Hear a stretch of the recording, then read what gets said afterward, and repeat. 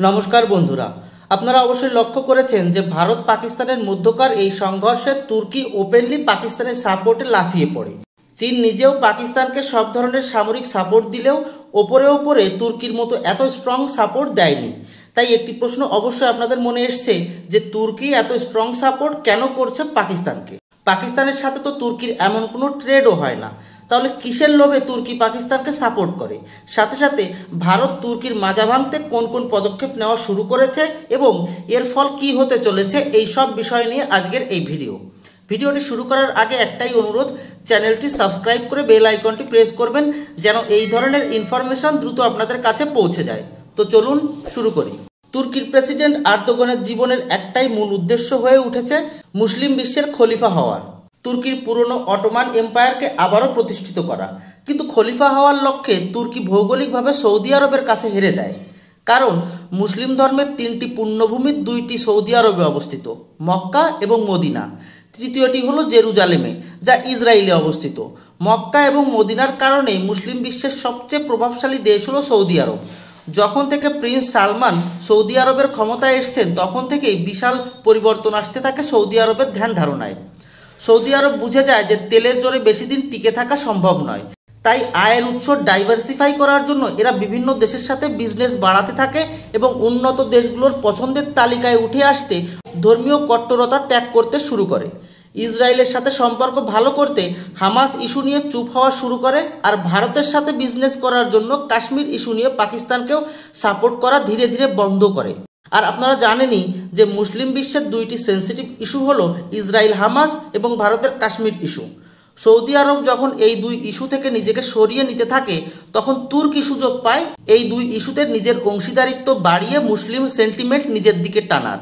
আর তাই তো তুর্কি বন্ধুত্বের হাত বাড়ায় ইরানের দিকে, যে কিনা হামাসকে তৈরি করেছে, আর পাকিস্তানের দিকে, যে কাশ্মীর ইস্যুকে টিকিয়ে রাখার আপ্রাণ চেষ্টা করে। অর্থাৎ তুর্কির কাছে এমন কোনো পুণ্যভূমি নেই যা দেখিয়ে তুর্কি নিজেকে মুসলিম বিশ্বের খলিফা হিসেবে উপস্থাপন করতে পারে। তাই সবথেকে বড় মুসলিম ইস্যুগুলোতে নিজের অংশীদারিত্ব বাড়িয়ে মুসলমানদের দেখাতে চাইছে যে সত্যিকারের মুসলিম হিতৈষী হলো তুর্কি। তাই দেখবেন যে মুসলিম রোহিঙ্গা ইস্যুতেও ঢোকার জন্য আর্দোগান বাংলাদেশের সাথে বন্ধুত্ব বাড়াচ্ছে। মোট কথা এই হলো কারণ যে জন্য ভারতের বিপক্ষে পাকিস্তানকে ফুল সাপোর্ট দিয়ে যাচ্ছে তুর্কি। তবে একটি জিনিস অবশ্যই আছে পাকিস্তানের কাছে যা তুর্কির কাছে নেই, তা হলো পরমাণু টেকনোলজি। তবে পাকিস্তান এও জানে যে মুসলিম বিশ্বে যদি পরমাণু টেকনোলজি প্রসারিত হয় তাহলে মুসলিম বিশ্বে আজ যা একটু সম্মান বেঁচে আছে পাকিস্তানের, তাও আর অবশিষ্ট থাকবে না। এখন মুসলিম বিশ্ব যা একটু গুণে চলে বা ভিক্ষা দেয় তাও আর পাবে না পাকিস্তান। যাই হোক, ভারত পাকিস্তান সংঘর্ষের মাঝে তুর্কি যেভাবে কার্গো বিমান, যুদ্ধজাহাজ পাঠিয়েছিল এবং তুর্কির ড্রোন দিয়ে ভারতের ওপর হামলা হয়েছে, তাতে একটি বিষয় নিশ্চিত ছিল যে মোদী সরকার তুর্কির অবস্থা মালদ্বীপের মতোই করতে চলেছে। ভারতে এখন বয়কট তুর্কি শুরু হয়েছে। ভারত থেকে তুর্কিতে ভ্রমণে যাওয়া পর্যটকরা এখন আর তুর্কিতে সাথে সাথে আজারবাইজানেও আর যাবে না। ইন্ডিভিজুয়াল ব্যক্তিরা তো তুর্কির টিকিট ক্যান্সেল করছেই। ইজ মাই ট্রিপ এবং মেক মাই ট্রিপের মতো ভ্রমণ সংস্থাও সামনে চলে এসছে তুর্কিকে বয়কট করতে। পরিসংখ্যানের কথা যদি বলি তাহলে তুর্কি এবং আজারবাইজানে যাওয়ার বুকিং কমছে 60% এবং যারা আগেই বুকিং করেছিল তাদের মধ্যে বুকিং ক্যান্সেল করার পরিমাণ 250% বেড়েছে। তুর্কি থেকে ফল এবং পাথর ইম্পোর্ট করা ব্যবসায়ীরা ইম্পোর্ট করাই বন্ধ করে দিয়েছে। ভারতের চলচ্চিত্র প্রকল্পের শুটিং এখন থেকে আর তুর্কিতে হবে না। আপনারা জানলে অবাক হবেন যে ভারতের 9টি এয়ারপোর্টে গ্রাউন্ড হ্যান্ডেলিং অপারেটর হিসাবে কাজ করত তুর্কির সেলেবি এভিয়েশন। ভারতীয় কর্তৃপক্ষ সেলেবি এভিয়েশনের নিরাপত্তা ছাড়পত্র বাতিল করেছে। ভারতের এই পদক্ষেপে এই কোম্পানি নিজেদের সাথে রাজনীতির কোনো সম্পৃক্ততা নেই বলে গলা ফাটাচ্ছে। বিগত 2 দিনেই সেলেবির শেয়ারের দাম 20% কমেছে। মোট কথা, ভারতীয়দের পক্ষ থেকে তুর্কিকে বেশ বড়সড় ঝটকা দেওয়া শুরু হয়ে গেছে।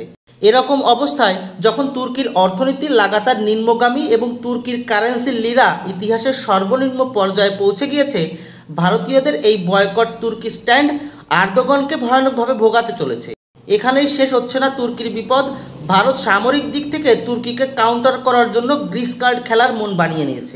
এতদিন পর্যন্ত ভারত শুধু আর্মেনিয়া কার্ড ধীরে সুস্থে খেলে আসছে, এখন আর্মেনিয়াকে অস্ত্র দিয়ে ভরিয়ে দিবে ভারত।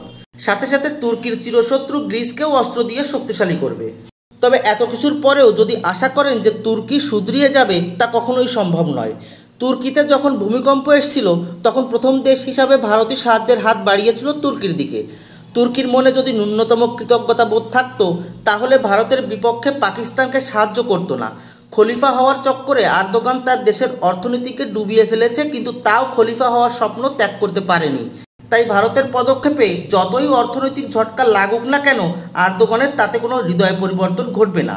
তাই ভারত বিরোধী এইসব দেশগুলোর অর্থনীতিকে টার্গেট করার সাথে সাথে এদের প্রতিবেশী দেশগুলোকে এত পরিমাণ অস্ত্র দিয়ে ভরে দিক ভারত, যাতে সেই অস্ত্রের দম্ভে এইসব দেশ তুর্কির সাথে কনফ্লিক্টে জড়ায়।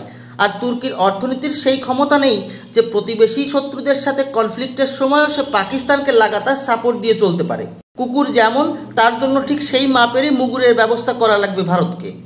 এখন থেকে ভারত যেন মানবিক সাহায্য করে শত্রুদের হৃদয় পরিবর্তন করানোর বিষয়ে নাক না গলিয়ে সামরিক চাপ সৃষ্টি করে শত্রুর ফনা থেতলে দেওয়ার নীতি নিয়েই কাজ করে। তবে এ বিষয়ে আপনাদের মতামত ভিন্ন হলেও হতে পারে। আপনাদের কি মনে হয় তুর্কির মতো উন্মাদ দেশগুলোকে কিভাবে হ্যান্ডেল করা উচিত? কমেন্ট করে জানাবেন। ধন্যবাদ। জয় হিন্দ।